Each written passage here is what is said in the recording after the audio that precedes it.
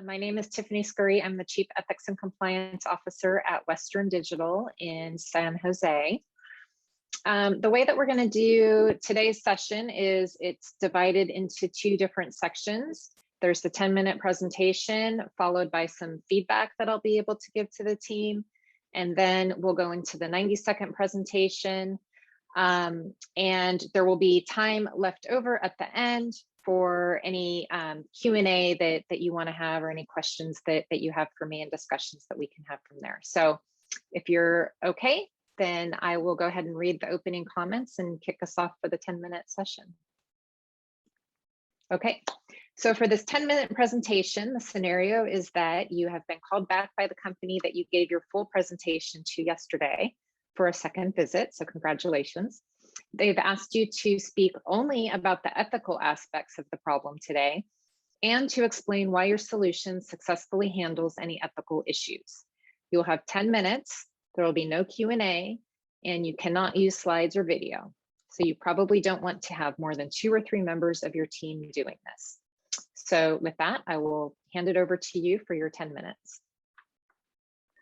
Cool, thank you very much. So we would like to start by thanking you to invite us back. And we would like to start with our overview before we lead into the solutions. So as the House Avocado Board, your goal is currently to make avocados the #1 consumed fruit in the United States by 2025. But we're here to discuss our concerns with your mission. There are ethical dilemmas regarding this goal, both for farmers and end consumers. Our two-phase solution will focus on minimizing the ethical harm to all stakeholders in the supply chain while protecting the supply and demand of avocados. Currently, Mexican avocado importation to the United States has increased by 400% within the last 30 years. A large part of this increase in consumption can be attributed to the ongoing marketing efforts of avocado advocates and the lift of international trading restrictions. Mexico supplies roughly 80% of all US avocados, but providing avocados year-round for Americans is affecting the farming communities in Mexico.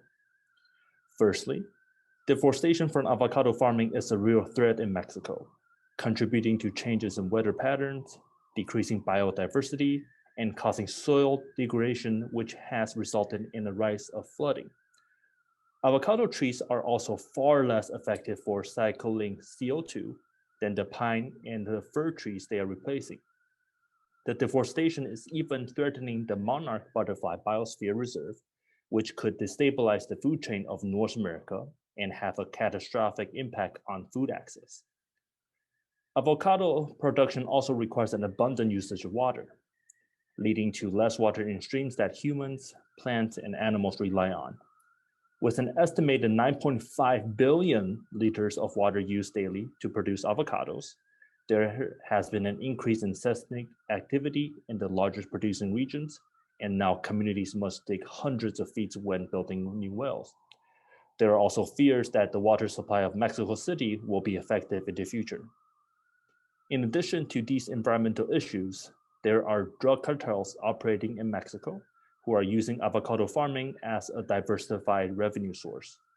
The cartels profit from avocado industry through illegal logging, forced labor, and extortion. Some towns now hire civilian police to protect avocado farmers and their families from being kidnapped or even killed. For Mexican farmers, an ethical dilemma arises with the choice of what product to produce and how to produce it, with trade-offs between monetary gains and environmental harms. This is unethical because the broken supply chain, which has few legal guardrails meant to protect human life and natural resources, paired with the lack of international pressure for regulation, means the harms are far outweighing the benefits. This is a significant risk to the future of avocado consumption, both on the supply and the demand sides. By choosing to produce avocados, farmers are going to use 10 times as much water as they would with tomatoes and cause less water to re-enter underwater water sources due to the structure of the root system of the avocado trees. At this rate, the local communities are at risk of diverting their water to agriculture over human needs and the current unchecked rate of illegal farming practices pose a significant risk to the smaller avocado regions like Jalisco that are already facing alarming rates of water scarcity. Deforestation is causing harm to local communities and the environment. And with right now, avocado farming contributing to 30 to 40% of yearly deforestation, the industry is going to continue to damage resources that are needed for their survival by those that actually produce this popular fruit. For the US consumer, since the increase in demand of avocados since 1997, they have been exposed to the popularity of the fruit without understanding the implications of the consumption. The consumer may feel like their consumption choices are healthy, but their choices are not healthy for the producers on the other end of the supply chain. And this is precisely why HAB has the unique opportunity as catalysts in the industry to influence farmers by empowering them with resources that are focused on sustainable development. As an important stakeholder in the supply chain of avocados, HAB should address the issues to ensure the long-term success of the fruit and the ethical dilemmas of the major players in the industry. Quinoa followed a similar sudden increase in demand in the United States, and this led to more farmers relying on quinoa with some of the same risks we're seeing here. But when the customers learned about the risks and not any mitigating tactics that were happening, demand dropped significantly in 2014, which was at the peak of quinoa popularity. This caused the quinoa farmers who were extremely reliant on the crop popularity to suddenly be without income. By being ahead of this risk, the Haas Avocado Board can curb the concerns of customers and farmers for long-term success. You have listed sustainability as one of your 5 strategic goals for the next 5 years, and this means addressing the unethical practices as well as the unsustainable ones. Human life and the well-being of our planet, even if it is not here in our corner of the world, should not be damaged for consumer benefit. Avocados can serve as one example that change is possible, and it is in your best interest to take action before consumers lose trust in your intentions. Our recommendations are twofold: a short-term farmer-focused pilot program in the Mexican state of Jalisco, and 2, a long-term consumer-focused strategy to ensure long-lasting impact, awareness, and positive brand perception. First, in the short term, a farmer-focused solution meant to mitigate the harms to the environment while preserving the financial benefits of growing avocados for these farmers. For this farmer-focused solution through an ethical lens, our approach is meant to directly improve the livelihoods of the producers of avocados while offsetting environmental impacts. This is achieved by expanding resources and research provided by the Haas Avocado Board, or HAB, and tailoring it to farmers, ensuring transparency within those supply chains, supporting farmers financially through microloans, as well as helping farmers qualify for certificate programs such as the Rainforest Alliance.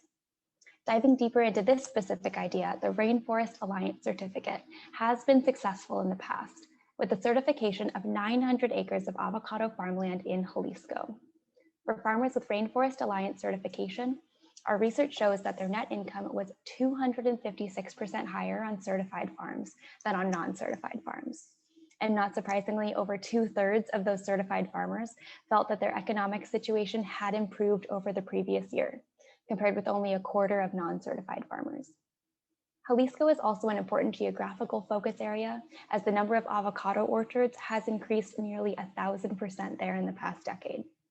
This provides us with a great case study to engage more farmers in Jalisco to get their buy-in when it comes to the importance and the positive effects of these certificate programs like Rainforest Alliance. Tying this back to consumers, our second solution educates our consumers on the current supply chain of avocados and builds awareness of what the Haas Avocado Board is doing to combat these things. We find that consumers are willing to pay a price premium up to 300 to 450% for Rainforest Alliance labeled products, even over organic or fair trade products. So for consumers, we will swap the creative on our current advertising campaign to highlight Haas Avocado Board's new mission: making avocados America's most sustainable fruit. Additionally, we will partner with health and wellness influencers for a social media approach, launch a Haas avocado tracker to trace where your avocado came from as a consumer, and then add in-store merchandising at the point of sale in grocery stores. Overall, all of our solutions focus on delivering the greatest good for the greatest number of people by empowering the producers and informing our consumers. Long-term, the harm caused by the current avocado supply chain is unsustainable.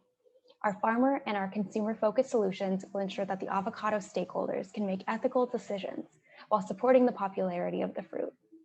This is achieved by equipping farmers with additional resources to help guide ethical farming decisions and engaging consumers in the dialogue about sustainable development to affirm their consumption decisions. Targeting a pilot of the multi-pronged solution in Jalisco will align with the certification progress of the region that's already happening, while showcasing to other avocado producing regions the success for the programming.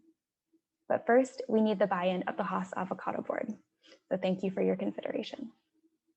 Very well done.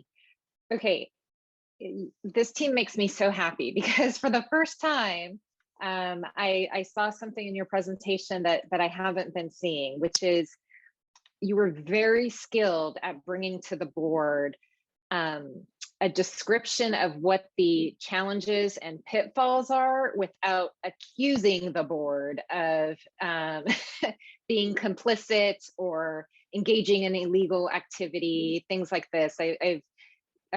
It's really difficult sometimes to figure out how are you going to walk into the board and talk about all these problems, some of which, you know, the company has already been involved in itself without lobbying accusations, because that's not going to be a constructive way. And so you guys figured out how to do it, and you did it really, really nicely. I liked how you talked about quinoa, for example. Quinoa was in a similar situation, you know, in the recent past. They suffered a setback. So we're looking around the corner for you guys. We don't want avocados to have the same thing.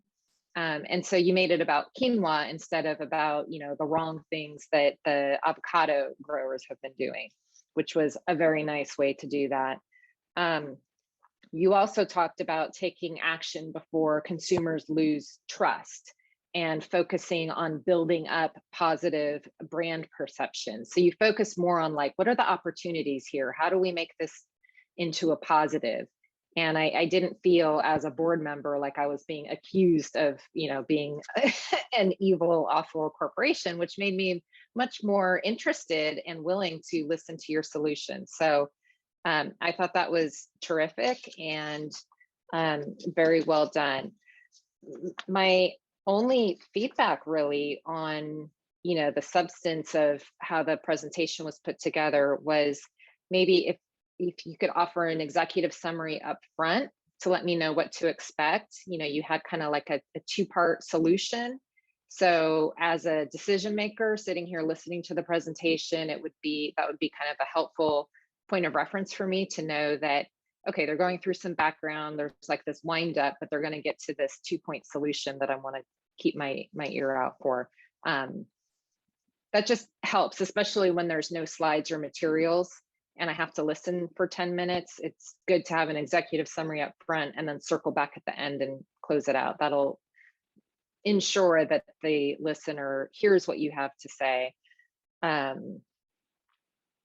the opening was good, though. I mean, you did start with a clear opening at the beginning, that there were 2 issues that you were going to advise me on. So I knew that, like, there was the mission and there were two issues or potential challenges you wanted to help me solve for, but it would have also been nice to know that your solution was going to be kind of a 2-pronged solution or something, some kind of preview of what that solution was going to be. And then in terms of the presentation skills, you all did a very nice job. The only thing is, and it's very tempting on Zoom, you know, reading instead of just, you know, talking to your talking points and presenting. But that said, you delivered very nicely. It was very easy to follow. You're all very poised, professional, good cadence. It wasn't rushed. It was very clear. So, you know, maybe a little bit of feedback to make it shorter, you know, take out some material, because when you're reading from a script, it's easy to leave a lot more in there than you really need. You can remove things out, make it simpler, and the message is easier then to understand, but still it was delivered very nicely.